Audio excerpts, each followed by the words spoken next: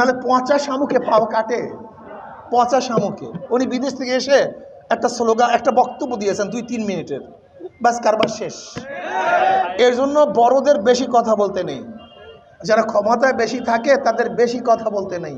আমাদের দেশে মনে করি ফটার ফটার ফটার ফটার, যে ক্ষমতা থাকে সেটা ফটাফট করতেই থাকে। এক ফটরে ওনার বিরুদ্ধে এমন আন্দোলন হলো, সংগ্রাম হলো, মানুষ ওনাকে, ওনার নাতি পুতি চেলা চামুন্ডা পোকা সোকা সব ভাগাইয়া দিচ্ছে। গোটা দুনিয়ার ইতিহাসে এরকম বিপ্লব হয়নি। এই যে কয়েকদিন আগে নেপালে বিপ্লব হয়েছে, চেলা চামুন্ডারা কেউ ভাগে নাই, কিন্তু শ্রীলঙ্কায় বিপ্লব হয়েছে, চেলা চামুন্ডারা কিন্তু ভাগে নাই। এদেশে বারবার বিপ্লব হয়েছে, ঈশ্বর সাহেবের বিরুদ্ধে আন্দোলন করে তাকে পতন ঘটানো হয়েছে, কিন্তু উনি কিন্তু দেশেই ছিলেন, ওনার চেলা চামুন্ডা কিন্তু শেখ হাসিনা কাজটা কি করছে দেখছেন, উনি নিজেই ভাগেন নাই, ওনার সাথে সাথে প্রধান বিচারপতি তিনিও ভেগেছেন। উনি ভাগেন নাই শুধু, যে ডিজিএফের প্রধান তিনিও ভেগেছেন, সিএডের প্রধান নাই, এমনকি মসজিদের যে ইমাম সাহেব সেও নেই, এমনকি এলাকার যে চেয়ারম্যান সাহেব সেও ভাগছে, বুঝেন।